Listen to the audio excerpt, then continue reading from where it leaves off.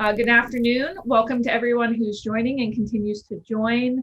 We're thrilled to have you for our first webinar of 2021. Can't believe that that is the year. Whether you're a first-time attendee or you've been with us over our webinar series, we're so happy to have you.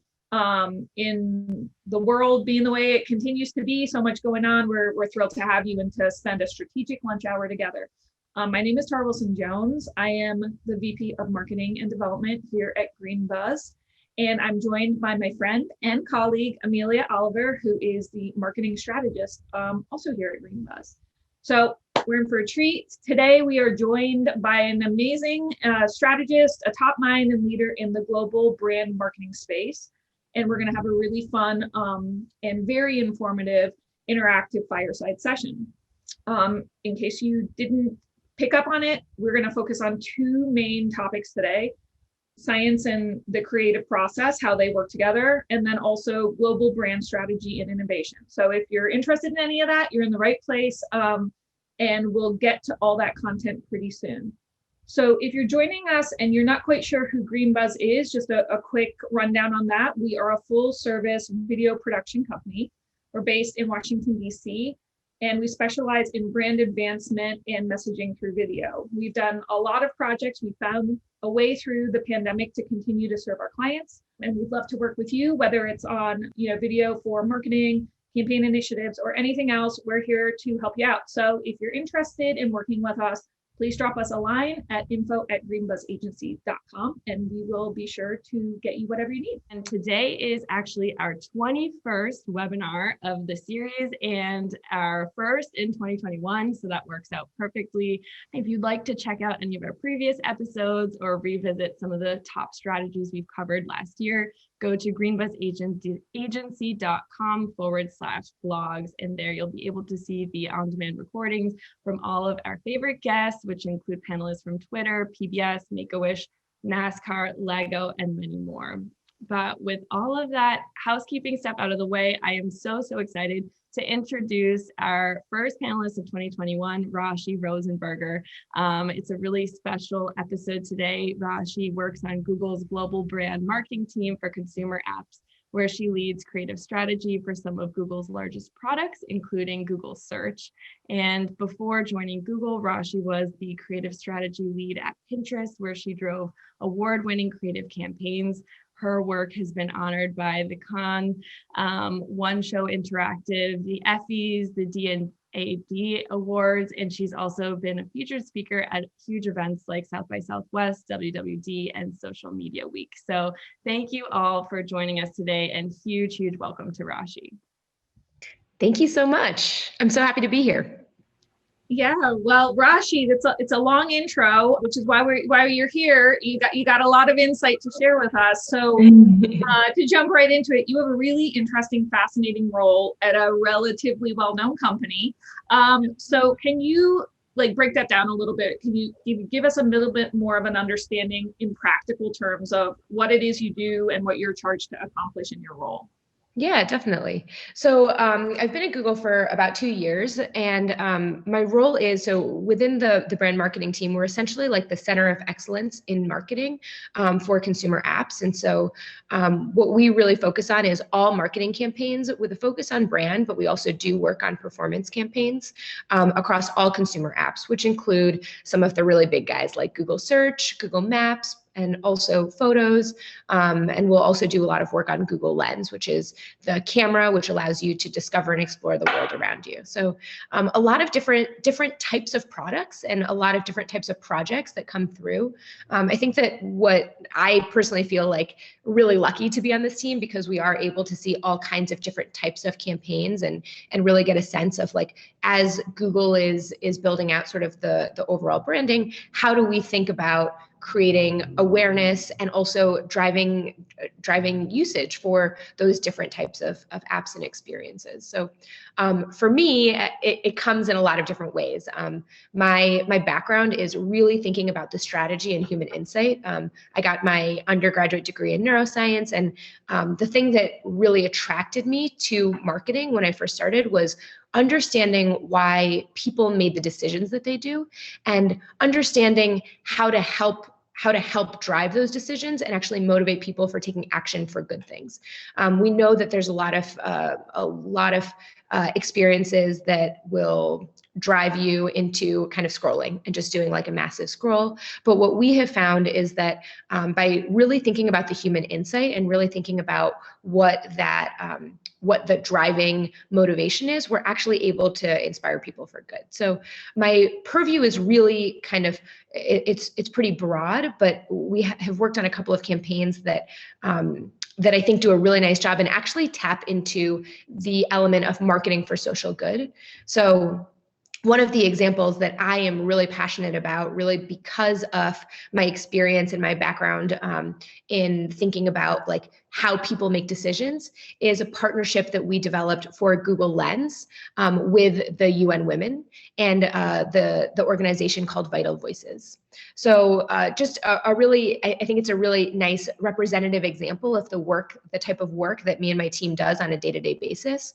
We partnered with Vital Voices and with UN Women to actually put a spotlight on different women who are around the world and making a difference, standing up for women's rights, women, we call them women defenders, and thinking about how they can actually make an impact on their local communities. And so what we thought as the Google Lens team was we wanted to use some of our technology to help showcase those stories so that Google wouldn't necessarily be the hero of the story, but so these women who are doing and accomplishing such great things would have their own platform to really communicate and share out what they feel so passionately about. And we felt really strongly that we wanted to develop a creative experience that would actually highlight those women and then encourage and motivate other people to do similar things in their own local communities.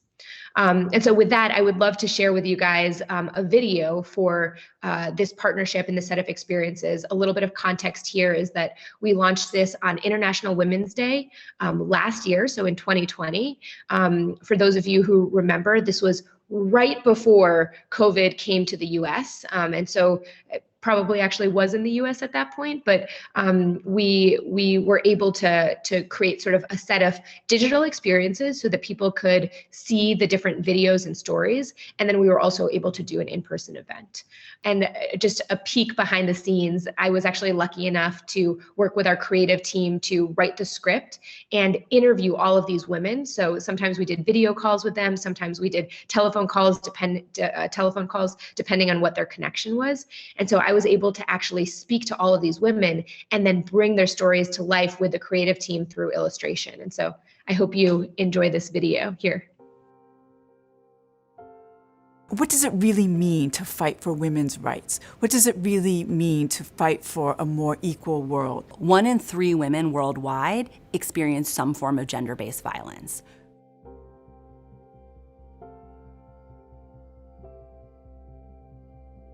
At Vital Voices, at our core, we are an organization that searches the world and finds women who have a daring vision to create positive change in their communities, and we partner with them to bring their vision to scale. So many of the women rights defenders are doing this work at great risk, and they do it because they believe that women and girls deserve to live in a world that is free of violence, that allows every woman and girl to live out her full potential. This partnership has been so incredible, both in bringing visibility to these issues and to these women, but also allowing these women to tell their own story.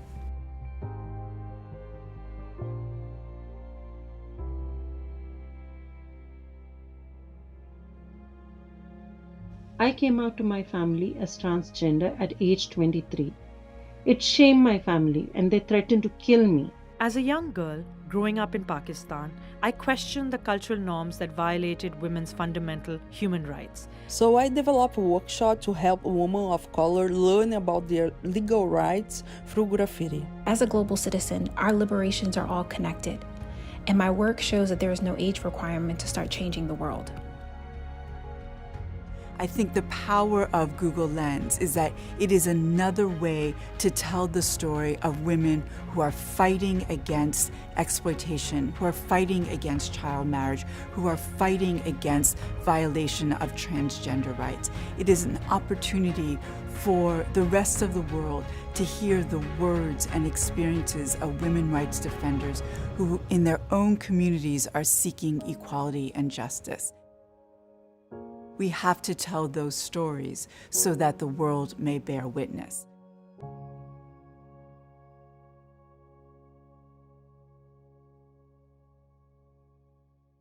Cool, thank you.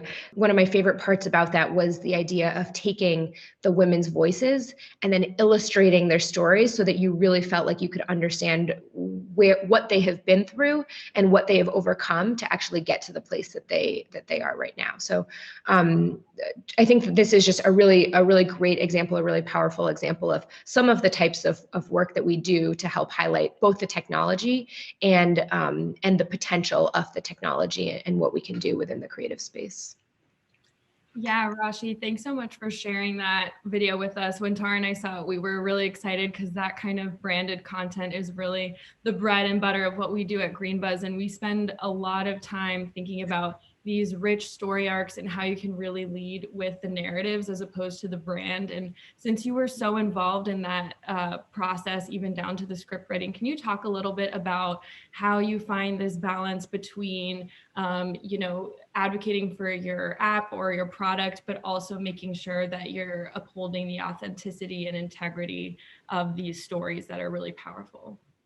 Yeah, definitely. So I think that it's actually something that you have to make the decision to be deliberate about before you even start working on the project, because so many times I have been in experiences where as the work evolves, we kind of hear like, okay, add the logo, make it a little bit bigger, or where's the Google part of the brand? And so it really, and this is not just Google, this is really any brand that I have worked with. And so we think it's really, really critical to understand what the intention of the campaign is, whether it's branded content, whether it's a different marketing experience through different channels, if it's a partnership, really think about what you're hoping to accomplish and then set the tone that way. Because when you start to make compromises and when you don't establish that at the upfront, it's very easy to see how those small compromises here and there can actually end up really affecting the end product and really changing what the original vision was of the campaign or the experience.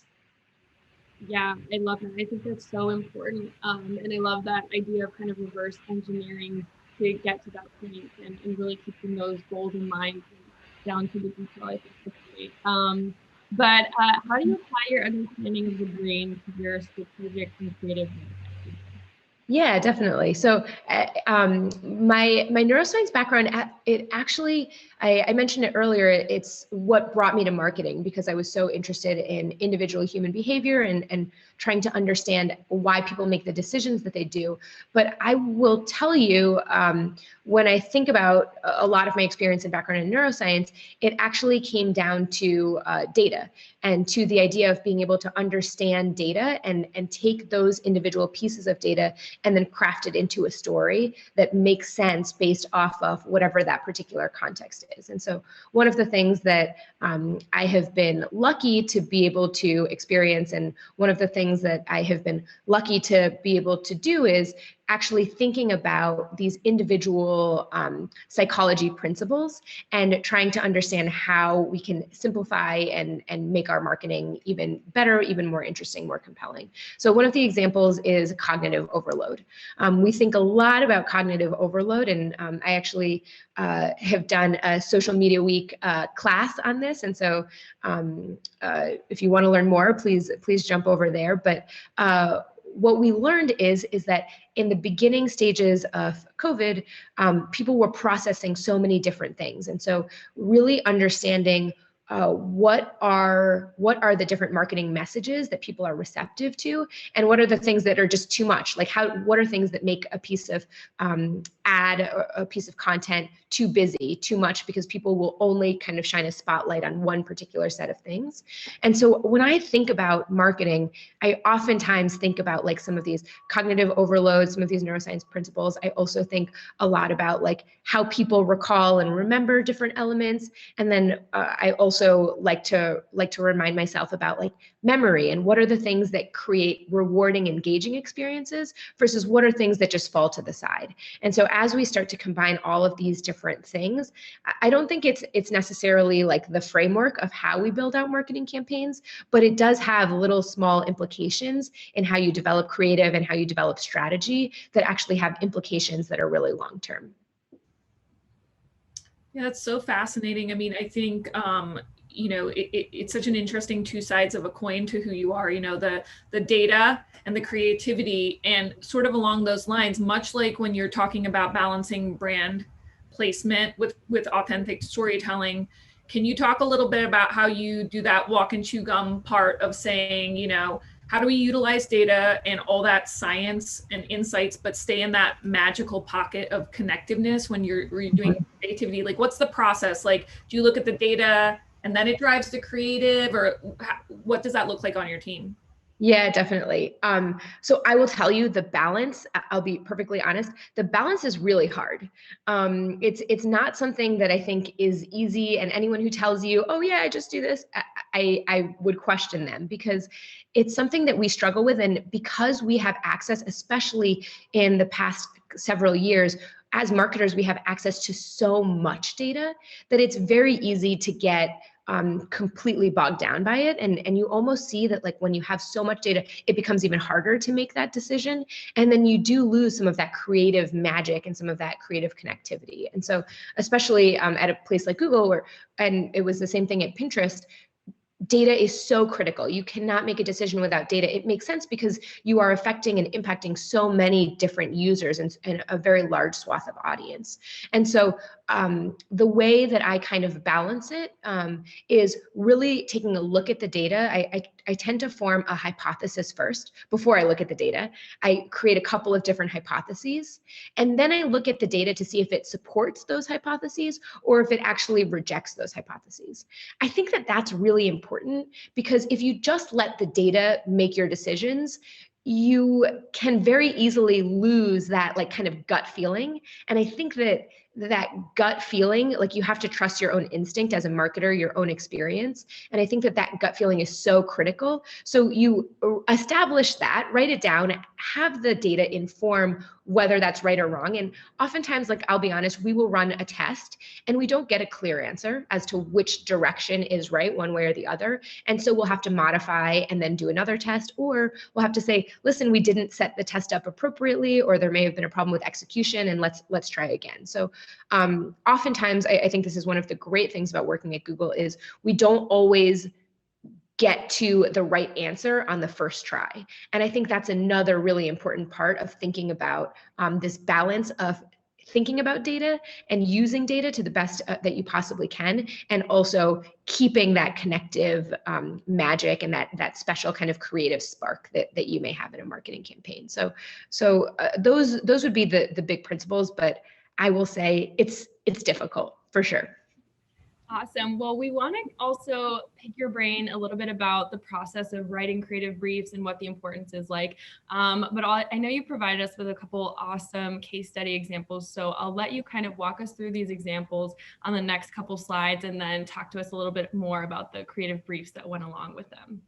Perfect. Thanks. So prior to being at Google and Pinterest, I was on the agency side. So my background is strategy. I love writing briefs. I love kind of getting an understanding of, like, the broad market. So the couple of key things that I think are really important in writing a really great, thoughtful, strategic brief. So this is a little bit of learning from the agency side, and then a little bit of learning from being on the client side, if you will. The first is really articulating what the opportunity is / what the problem is. A creative brief is not really effective if you don't have a job to be done or a problem to solve or something that's almost like attention. You have to create some type of mission of what you need to accomplish. Some of the hardest briefs that I have come across have been like just a set of deliverables. I need 5 30-second videos, I need 10, 15 seconds, and then I need another 10 banners that fit across a variety of different sizes. If you start with the deliverables, you're really not giving your creative team the opportunity to push off against something. And I will tell you, after working on both brand and performance campaigns, even a performance-driven banner campaign will benefit highly if you have some type of creative insight, some type of problem, some type of tension to solve. So I think that is like really the number one thing. I had the honor of being able to interview Fernando Machado from Burger King. And he actually is really famous for talking about the one sentence or the one line brief. And so really crystallizing what that like ultimate thing, what that ultimate like kind of pithy challenge or pithy question will be. And so I think that is something I really take to heart when I'm writing my briefs and when I give recommendations of brief writing too. The next big piece that I think is really critical and is often overlooked is thinking about the audience, not just from a demographics perspective, and also not even necessarily from a purely psychographics perspective, but going one level deeper to understanding what is the thing that the audience is doing that you maybe want to change. What is that behavior shift? What is that paradigm shift that you're hoping to create and actually spark? And so I have seen many briefs that have like, okay, we're working with 18 to 35 and it's over-indexing on male and blah, blah, blah, blah, blah. Really what I think is critical is having those details, of course, but then also including that second and third layer of what are they passionate about? What are the things that they are excited about? And then in audience insights, more important than ever, but I think it's always really been important, is adding some of the cultural implications and the cultural insights. So you don't have an audience without having an understanding of the world that they live in. So how do you start to incorporate the cultural context into that so that people, so that when you're developing creative, when you're developing a marketing experience, you can actually dive into what that means. So the example I wanted to show you guys, we actually had like a very simple brief. Over the year of 2020, the global pandemic hit. There were racial justice conversations over the course of the summer, and we as a brand felt really strongly that we needed to be considerate of all of that. But the holidays hit sort of in the November, December timeframe, and we found that people were just tired. They were tired of the year. They were exhausted. You guys may have seen the meme of all of the COVID ads that kind of merged together because they had in unprecedented times and slow piano rolling. And so it almost like marketing almost became a cliche and meme in and of itself. And so we really wanted to take that cultural context into account. And we had recently developed a feature that was called Google Hum to Search. So there's high awareness of Google search just in general, but there's slightly lower awareness that Google has a search app. Which actually can offer much deeper experiences of Google and just allow you to get to Google experiences in a more simple way. So we created this feature within the Google search app that was called Hum to Search. So for those people who have experienced this thing where you get a song stuck in your head and you don't know the words and you're not a great singer, but you're like, oh, what is this song? And you just want to hum it. And we actually saw that people were searching hum, do, dee, da, da, da, do, dum to like actually try and think of the song that they had stuck in their head. And so in order to kind of relieve that pressure, we created this experience where you can hum into your Google search app. You just select search by voice and then it says find that song. And then you can actually find the song that is stuck in your head. And it's essentially like Shazam, but you can sing into it instead of having a song be the trigger. And it's a really fun, lighthearted feature. And we as a team made the decision that we wanted to do something that was a little bit lighter and a little bit more fun. And so with that very simple brief of let's try and get people to use Hum to search, we developed this campaign. So with that, Amelia, maybe you can play the video and then I can talk about some of the other extensions.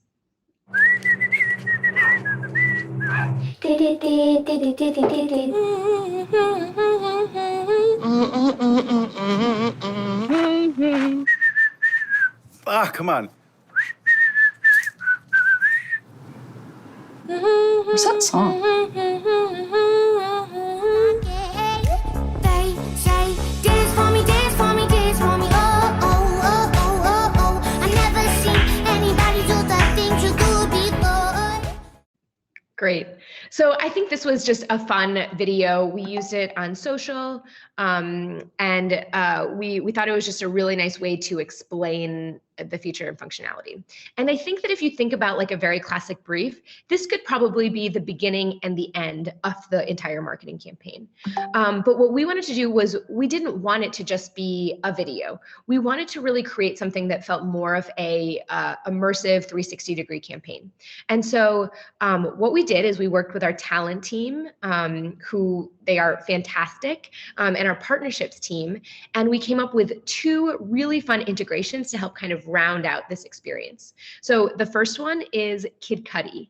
You don't need to be at Kid Cudi to use Hum to search. Hum the song into your Google app and we'll identify it for you. Test it with your favorite song or use it to figure out the song that's been stuck in your head. So for those of you who may or may not know Kid Cudi, he's actually known as the king of humming. In a lot of his music, he hums, and he's just a really interesting artist. And so we had actually had a really great connection with him through our YouTube team. And so we partnered with him to actually showcase what this feature would do. And you can't see the video, but here you can actually see Kid Cudi humming into his phone, and it identified his own song. And this was a really nice collaboration. Also happened right before the launch of his new album, which came out, Man on the Moon 3. Definitely check it out. So that was a fun one that kind of helped just bring a little bit of depth to it, and also really hit into our target audience of thinking about how we can engage the Gen Z audience. And then on the next slide, we also wanted to do, again, in the spirit of coming up with something fun and quirky and just a little bit lighthearted, we worked with the Billboard team, who's responsible for doing like the Billboard Top 100. And we actually developed the Billboard Top Hum to Search in partnership with Google. And this was essentially using all of our data to have an understanding of what were all of the songs that people are humming. And it didn't necessarily correlate with just like the top songs. I hope some of you'll see that Rick Astley, Never Gonna Give You Up, is number 2 on our list. I hope that some of you guys have either heard of the song or at least been Rickrolled at some point in your past.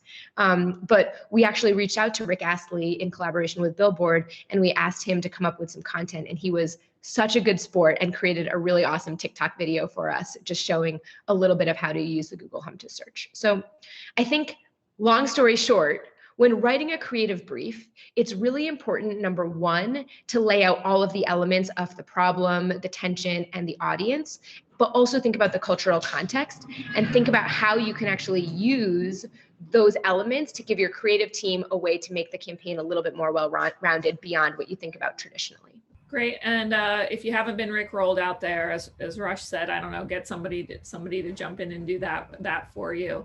I think another area that we wanted to chat with you about, not just in like the creative process, but balancing, I don't know, that seems to be the theme of the questions I ask you, balance, balance, balance. But I think that's what we're all charged with as marketers. How do you take both parts of the equation and make everybody happy? So can we talk a little bit about performance and brand and how that impacts, your creative strategy and approach as you said, it's all hard, balancing the data and everything else, but that's another piece. So like, how are you focused on performance, focused on brand, and being creative all at the same time?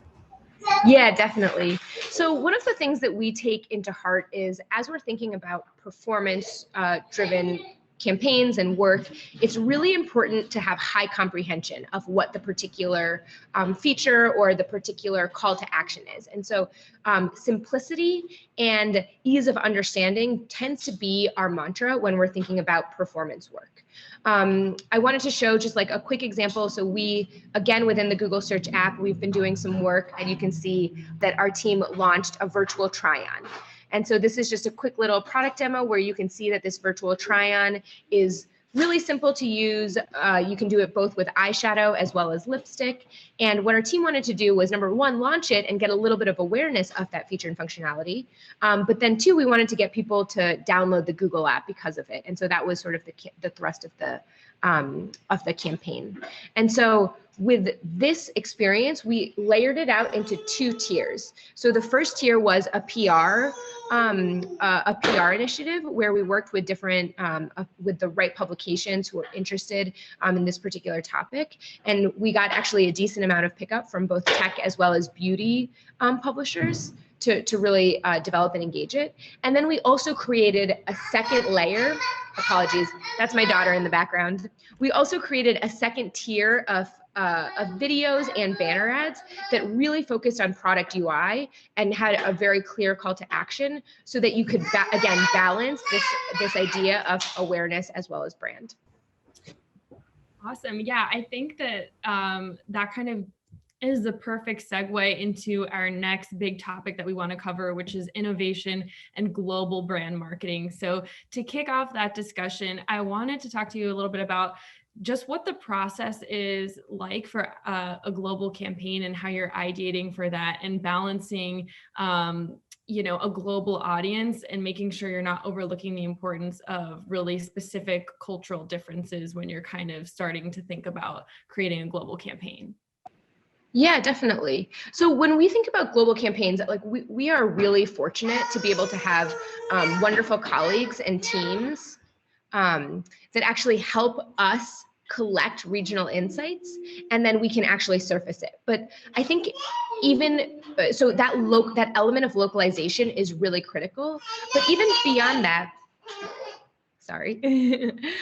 even beyond that, what we have found is that innovation is very different depending on that region, right? So there's different penetration of mobile phone usage. There's different perceptions of, like, something as simple as a QR code can be perceived as very innovative in some regions and then not very innovative in other regions. And so I think the idea of research and doing your due diligence across all of these different regions is critical.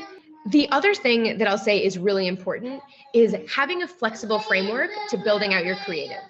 When you think about the flexibility of your creative, oftentimes we'll create little pockets where we tell one simple story, but then we'll actually create, like, here's an image that you can change out based off of the particular region that you're talking to. And here's one particular copy line that we'll use, but this can be rotated again based off of the language that they're speaking in. And so what we have found is having a flexible framework, almost template, will allow us to create more local, more relevant types of experiences. Yeah, that's a lot of key insights. And by the way, I'm just gonna say that I'm very proud of your daughter for finding her voice in this world. I like it. She has a lot of valuable insights. I think everyone's picking up on those as well. And if this doesn't embody 2020/2021, I like it. We'll maybe tell her to keep that in those insights coming. At Green Buzz, we have not necessarily from a marketing perspective exclusively, but we've worked with Hilton worldwide and their global week of giving and all these different properties around the world. So how do you honor an initiative that you're trying to storytell around, but also, each pocket of the globe, it resonates differently. So similarly approaching it with, like, what's the authentic thing that resonates with everyone? And then how are we adaptive enough in content that, employees, customers, everyone out there sees themselves in the story that's being told, which is, that framework you were talking about. A well-known global moment is the Olympics. And I know that, you guys have been involved an Olympic global campaign. So can you talk to us about that piece? Because I think that's a real life practical thing we can all wrap our minds around, or try to anyway. Absolutely. So the Olympics has been a really interesting, I would say it's like a very classic COVID example because of all of the different starts and stops. So last year when the Olympics was scheduled, our teams had spent a lot of time building out a product roadmap, thinking about the marketing plan, thinking about the content strategy and the content calendar. And when the Olympics were rescheduled to 2021, our team really kind of was able to take a step back. And I think I want to give a little bit of a peek behind the scenes. We have these kind of alerts on the Olympics. And again, we're in contact with the International Olympics Committee, but also being able to understand like what the hubbub is and what people are wondering and asking and speculating was really helpful to understand like how can we start to think about the world and the different type of Olympics that might happen. So one of the things that we started to think about is how are we going to create marketing experiences and even product experiences for people when there's less potential for tourism. And so we spent a lot of time talking to the APAC team and our colleagues in Japan and understanding what's the local vibe and what's the local sentiment and how do we start to create experiences for locals as opposed to just tourists. In addition to that, we have spent a lot of time thinking, what are the digital things that we can provide for people that love the Olympics and are super passionate about it? And how do we start to tell those stories in a way that doesn't involve actually going to the Olympics? And so it was a little bit of a mind shift, but one of the things that I feel really proud of is that all of our regional teams were up for the challenge. Yeah, I think that's so interesting. Another webinar that we had earlier, I guess in 2020, was a representative from the Special Olympics, and she was talking about very similar information and ways that they could kind of activate their audiences, taking in mind, where cell phone usage is very commonplace versus not. And so I think that's all really fascinating. Are there any major missteps that you've seen to approaching a global campaign that you're just like, this is global campaign 101 and something that's very important to consider?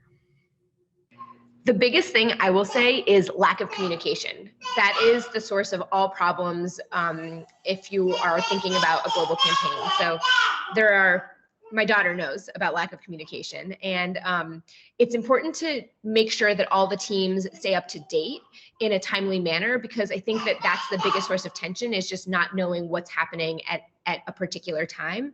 So what we've done, and we talk a lot about having too many meetings or too few meetings, but we have over-meetinged ourselves, especially when it comes to those projects where we are more global in nature. And if we need to cancel it, we can always cancel it. But being able to have a forum where we're just able to share what's happening in one region versus another has been really critical to our success. And fingers crossed, everything in the Olympics goes smoothly, and it does happen. And we're really excited to bring those experiences to life. This is sort of broader than just global innovation and marketing, but I think something we didn't get a chance to really pick your brain on a little bit more is what you're talking about with your teams now, which is, most of us out here, marketers, you're not making decisions and singularly functioning. Like you have a brilliant creative idea and you just run with it and no one has anything to say about it. So, you touched on it with your global teams, I think, but if you could talk about both for global teams, but also then, in any other systems, what does that look like? Like how do you have collaborative communication? How do you make decision? And what do you feel like your team is more empowered to do, and then things that you lean on other team members to do, just as an insight for those who are trying to strike that balance in their own teams?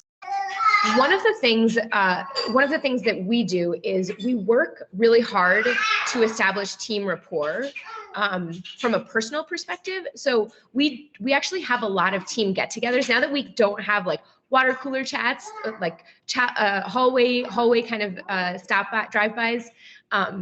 What we do is we're really intentional about trying to get the team together to talk about something that's not work related. And we have done cocktail and mocktail making class, or we actually did a marbling class and a chocolate truffle making class. Like we've done some really out there stuff, but I actually think that communicating like that helps build trust so that we're able to communicate better on our day-to-day work and collaborate a little bit easier.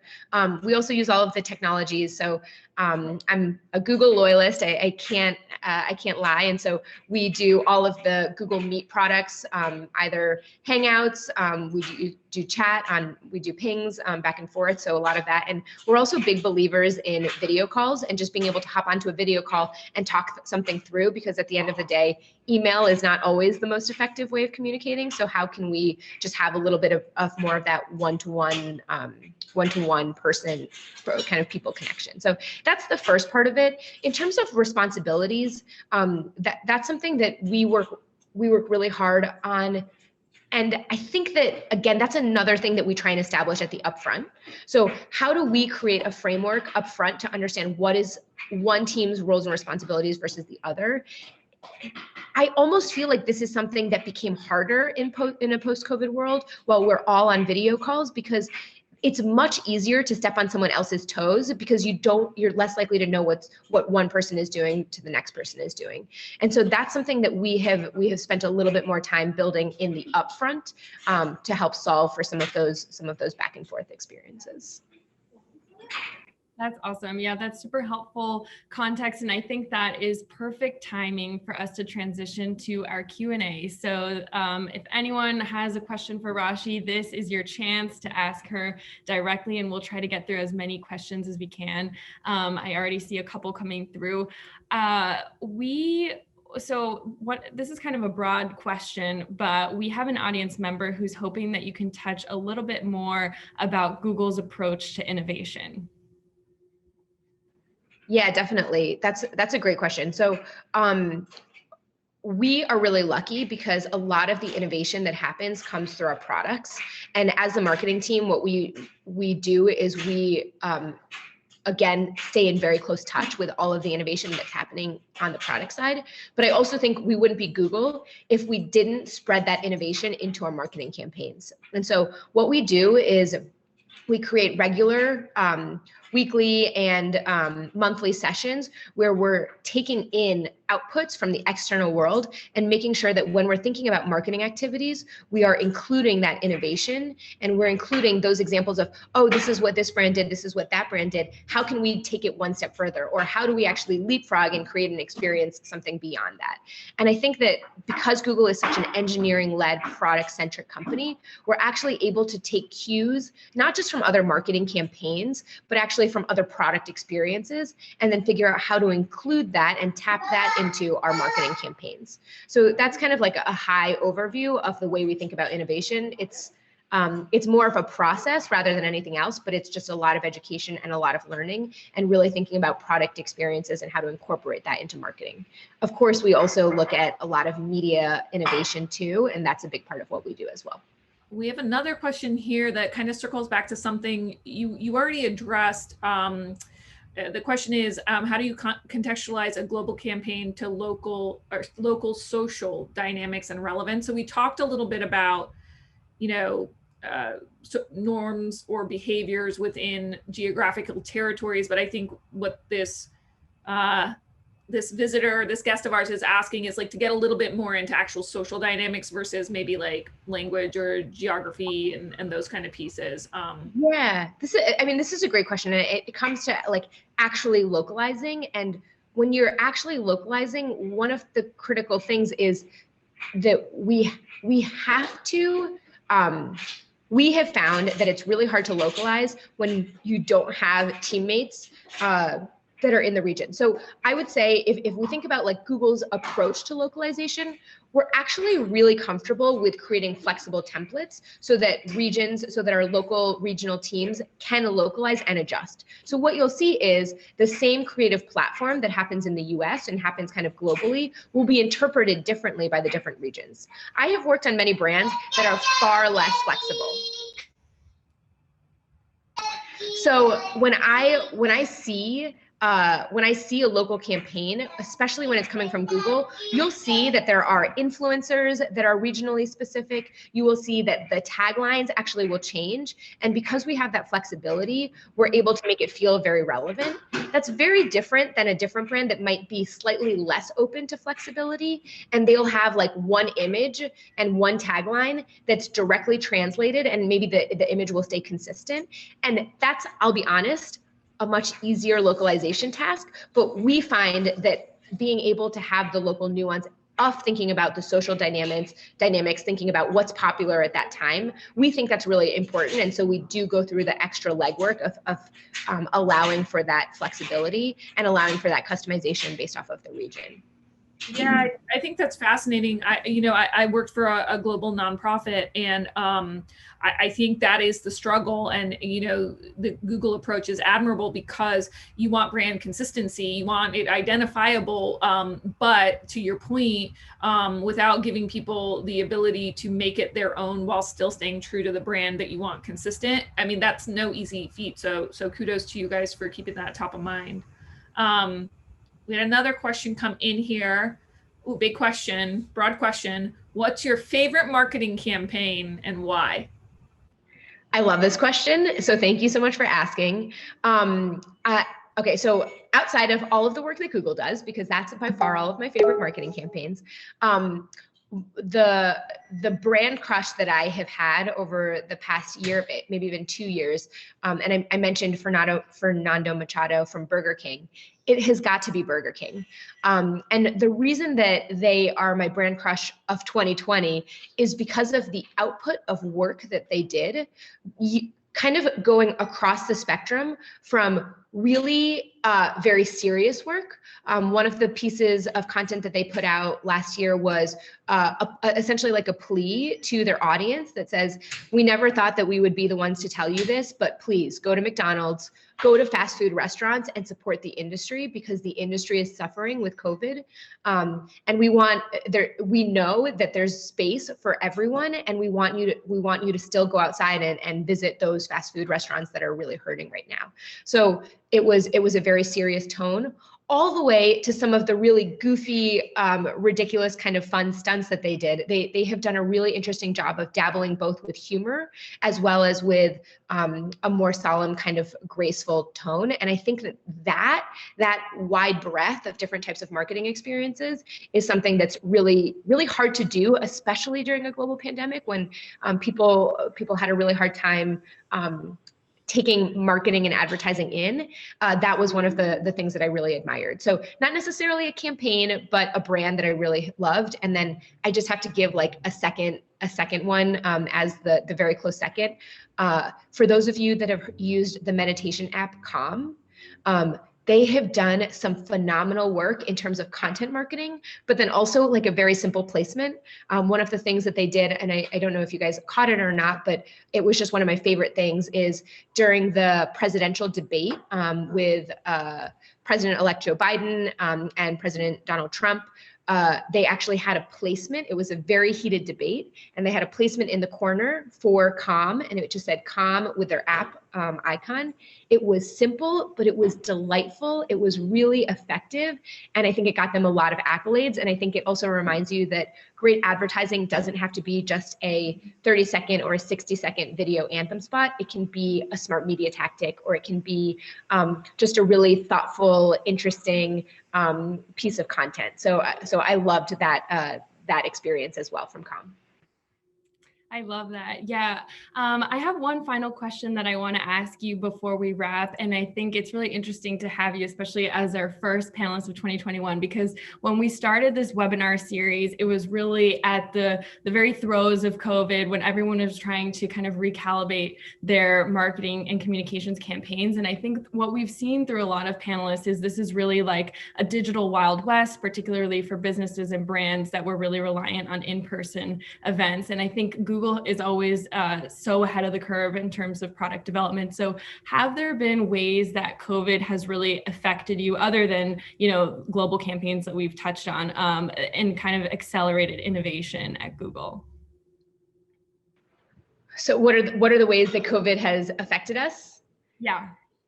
So it's Oh my gosh. I mean, it's affected so many things, right? Like in terms of just my day to day, I get a lot less steps than I used to from a personal standpoint, and it really has affected like just the way I approach a day. But in terms of business and in terms of marketing, like in some ways, it's been really interesting because I think it's actually accelerated consumer behavior by like 10 years. One of the things we've talked a lot about, and I'm sure the audience attendees have heard about or read about this, is that the pace of e-commerce has accelerated tremendously, right? And so we're probably 10 years ahead of where we would have been had, from an e-commerce penetration perspective, had COVID not hit. And so what are the implications of that? We talk a lot about one of our products, shopping on Google, and how that's affected by that particular consumer trend. So like, I think that there were a lot of hardships and a lot of personal pain and a lot of personal loss for Americans, but Americans especially, but kind of globally. But one of the other things that we found is that just consumer behavior has shifted at such a rapid pace, and it's actually helped our product team because it's created this automatically it's automatically refocused what the attention should be. And so it's actually dramatically changed our product prioritization and how we build things out because consumer behavior has shifted so drastically. Well, I can't believe it. Time flies when you're having fun. And we have our expert additional panelist back there, your wonderful daughter. But we are coming to the end of our hour. I mean, I, for one, want to just extend on behalf of everyone who attended and everyone at GreenBuzz, a huge thanks to Raashi. I've probably gained more insight and information in the last 55 minutes than maybe the whole week before. So thank you so much. We are, going to, as Amelia shared at the beginning, we'll be sending everyone a recording of this webinar. Be nice, share it with all your friends out there. They deserve these insights as well. I know I, for one, will be humming, using the app and humming, testing my knowledge, testing the app's functionality following this webinar. We want to just remind everyone out there, we'd love to spend time with you. We'd love to help you with your marketing and video solutions. So if you need anything in the world of video production, marketing campaigns, and also virtual events, we do those now as well. Please reach out to GreenBuzz, always willing to find solutions for you. And I know everyone, you can use your reactions if you want, but a huge round of applause for Raashi, her time, and all the insights she provided us today. So everyone stay safe out there, and join us for our next webinar, which we will include in this wrap up. And again, Raashi, I don't know if you have any final words or your daughter has any final words. She's great, but thank you and Happy New Year. Thank you so much. Happy New Year. And thank you so much for having me again.